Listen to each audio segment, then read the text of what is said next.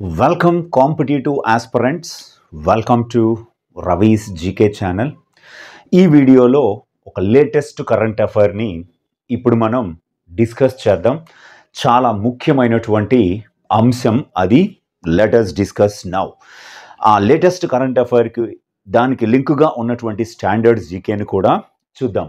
ఆ current affair ఏమిటి అనేది వెళ్ళడానికి ముందు రవీస్ జీకే ఛానల్ని షేర్ చేయండి, సబ్స్క్రైబ్ చేసుకోండి, లైక్ కామెంట్ తప్పకుండా చేయండి. ఆ అంశము ఏమిటి అంటే నాటో సమావేశం 2025. మనం నాటో అంటే NATO అని పిలుస్తారు. నాటో సమావేశం ఎట్టి పరిస్థితుల్లో ప్రశ్న అయితే అడగడానికి అవకాశం ఉన్నటువంటి టాపిక్ ఇది. Let us discuss. NATO NATO ఏమిటి? ఈ నాటో ఎందుకు ఏర్పాటు చేయబడింది? ఈ సమావేశం 2025 సమావేశంలో ఏమి చర్చించారు అనేటువంటిది, నెక్స్ట్ సమావేశం ఎక్కడ జరగబోతుంది అనేది ఒక్కసారి మనం చూద్దాం. అందులో భాగంగా ఫస్ట్ మనం నాటో అంటే నార్త్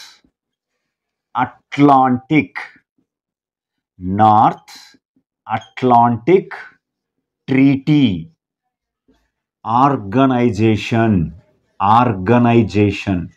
వెరీ వెరీ ఇంపార్టెంట్. దీనినే మనం తెలుగులో ఉత్తర అట్లాంటిక్ ట్రీటీ సంస్థ అని కూడా పిలవచ్చు. అయితే 2025లో జరిగినటువంటి సమావేశం 34వ సమావేశం, 34th.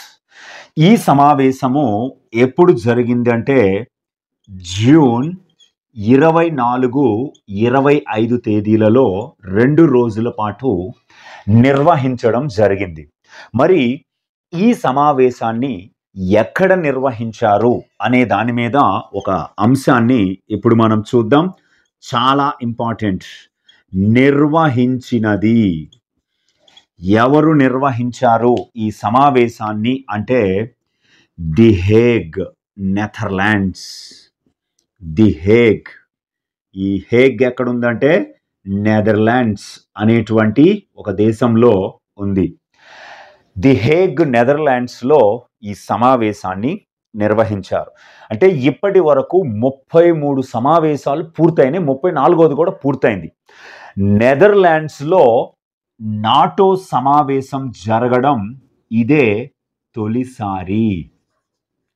For the first time the Netherlands hosted NATO summit in 2025.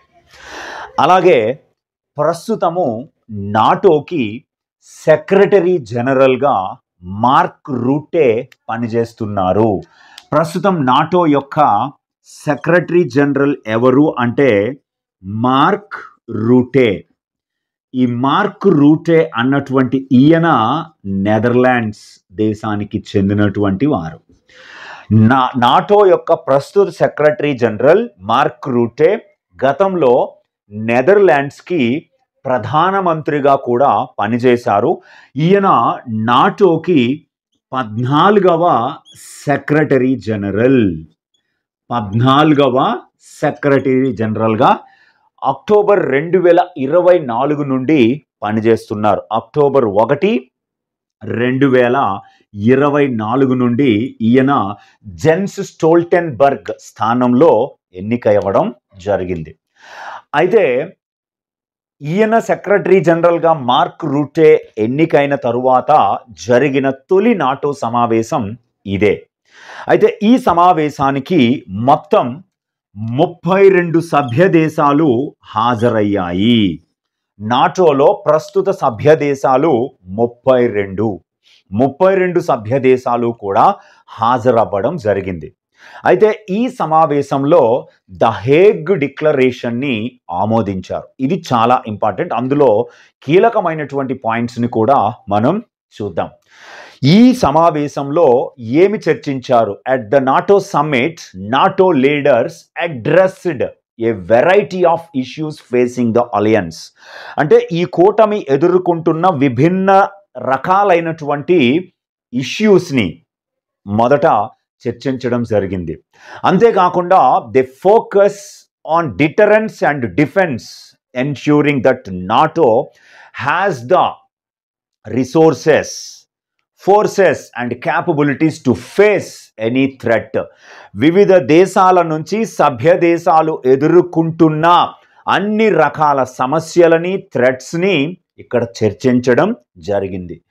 దాంతో రష్యా నుంచి ఎదురవుతున్నటువంటి ఒక సమస్య, ఇతర అన్ని రకాల సమస్యలని ఎదుర్కోవడం కోసం ఈ నాటో సమావేశం 2025లో ఒక కీలకమైనటువంటి నిర్ణయాన్ని తీసుకున్నారు. ఆ కీలకమైన నిర్ణయం ఏమిటంటే, నాటో సభ్య దేశాలు అన్నీ కూడా 2035 వచ్చేటప్పటికి, 2035 నాటికి తమ రక్షణ వ్యయాన్ని, డిఫెన్స్ ఎక్స్పెండిచర్ అంటారు, తమ రక్షణ వ్యయాన్ని తమ దేశ జీడిపిలో 5% ఉండాలి అని తీర్మానించి ఆమోదించడం జరిగింది. చాలా చాలా ఇంపార్టెంట్. 2035 నాటికి సభ్య దేశాలు తమ రక్షణ వ్యయాన్ని జీడిపిలో, తమ దేశ జీడిపిలో 5% ఉండాలి అని నిర్ణయించారు. దీంతో పాటుగా 2029లో ఈ గ్రోత్ ఎలా ఉంది, రక్షణ వ్యయంపై ఆ దేశాలు చేస్తున్న ఖర్చు ఎలా ఉంది అన్నది సమీక్షించడం జరుగుతుంది. 2029లో తొలిసారి సమీక్షించడం జరుగుతుంది. అయితే ఈ రక్షణ వ్యయం జీడిపిలో 5% ఉండాలన్న నిర్ణయము డొనాల్డ్ ట్రంప్, అమెరికా అధ్యక్షుడు డొనాల్డ్ ట్రంప్ తీసుకున్నటువంటి ఒక నిర్ణయం. ఈ నిర్ణయాన్ని ఆయన ఒత్తిడికి వీరు తలొగ్గడం జరిగింది. అయితే చాలా దేశాలు ఇప్పటికే, సభ్య దేశాల్లోని చాలా దేశాలు ఇప్పటికే ఆర్థికంగా చాలా ఇబ్బందులు పడుతున్నాయి. చాలా దేశాలు ప్రజలకి కనీసం సంక్షేమ కార్యక్రమాలను కూడా అమలు చేయలేకపోతున్నాయి. ఇప్పుడు ఆ సంక్షేమ కార్యక్రమాలని ఆపేసి ఆ నిధుల్ని రక్షణ రంగం ఖర్చు పెట్టుకోవాలి. క్షిపణులు తయారు చేసుకోవడం, ఆయుధాలను తయారు చేసుకోవడం, బాంబులను తయారు చేసుకోవడం, ఆయుధాలను దిగుమతి చేసుకోవడం లాంటి కార్యకలాపాలని నిర్వహించుకోవాలి 5%తో. అయితే ఈ నిర్ణయాన్ని స్పెయిన్ అనే దేశము పూర్తిగా తిరస్కరించడం జరిగింది. కానీ తప్పదు, అన్ని దేశాలు ముక్తకంఠంతో ఆమోదించాయి కాబట్టి తిరస్కరించినా కూడా అది ఆమోదించినట్లుగానే లెక్క. అయితే ఈ అంశం మాత్రం చాలా ఇంపార్టెంట్. ఎందుకంటే వాషింగ్టన్ ట్రీటీ లేదా నార్త్ అట్లాంటిక్ ట్రీటీగా పిలువబడిన ఈ కూటమిలో మొత్తము 32 సభ్య దేశాలు ఉన్నాయి. ఆ సభ్య దేశాల భద్రత అనేది ముఖ్యం కాబట్టి ఆర్టికల్ 3 ఆఫ్ దట్ ట్రీటీ, ఆ ఒప్పందం యొక్క ప్రకరణ 3 ప్రకారము వీళ్ళు ఈ రక్షణ వ్యయాన్ని పెంచుకోవాలి. అయితే 2026లో 35వ సమావేశము చాలా ఇంపార్టెంట్. ఇస్తాంబుల్, టర్కీలో లేదా తుర్కియోలో జరగనుంది, తుర్కియే. అలాగే 2027లో 36వ సమావేశం అల్బేనియా అనే దేశంలో జరగనుంది. అల్బేనియా అనే దేశంలో జరగనుంది. అలాగే మనకి 1951లో నాటో యొక్క మొట్టమొదటి సమావేశం జరిగింది ప్యారిస్, ఫ్రాన్స్లో జరిగింది. 1957 first summit was held in Paris, France. అలాగే ప్రజెంట్ మార్క్ రూటే దీనికి సెక్రటరీ జనరల్గా పనిచేస్తున్నారు. ఇప్పుడు మొట్టమొదటి సెక్రటరీ జనరల్గా దీనికి జనరల్ హేస్టింగ్స్ ఇస్సావే పనిచేశారు. ఈయన యూకేకి చెందినటువంటి వ్యక్తి. ఆయన ఫస్ట్ సెక్రటరీ జనరల్గా 1952 నుంచి పనిచేస్తున్నారు. ఇప్పుడైతే ఈయన మార్క్ రూటే 2024 అక్టోబర్ 10వ తేదీ నుంచి పనిచేస్తున్నారు. కాబట్టి ఈ సమావేశం, తదుపరి జరగబోయే సమావేశాలు చాలా చాలా ఇంపార్టెంట్ అయినటువంటి అంశం. ఇప్పుడు మనం నాటో ఏర్పాటు ఎలా జరిగింది, ప్రారంభ సభ్య దేశాలన్నీ, ప్రధాన కార్యాలయం ఎక్కడుంది, దీని ట్రీటీలో, ఈ ఒప్పందంలో ఎన్ని ప్రకరణలు ఉన్నాయి, రష్యాకి పోటీగా ఎందుకు దీన్ని ఏర్పాటు చేయవలసి వచ్చింది అన్న అంశాలని ఒక్కసారి మనం బ్యాక్గ్రౌండ్లో చూద్దాం. ఓకే, నాటో అనేది ఎలా ఏర్పాటు చేయబడింది అన్నటువంటి అంశాన్ని ఇప్పుడు మనం చూద్దాం. ఇది ఒక అంతర ప్రభుత్వ సైనిక కూటమి. ఇది ఒక north Atlantic treaty organization, already abbreviation మనకి తెలిసిందే, north Atlantic treaty organization. Very very important, abbreviation అయినా అడగొచ్చు. నార్త్ అట్లాంటిక్ ట్రీటీ ఆర్గనైజేషన్ అయిన ఈ సంస్థ ఒక అంతర్ప్రభుత్వ సైనిక కూటమి,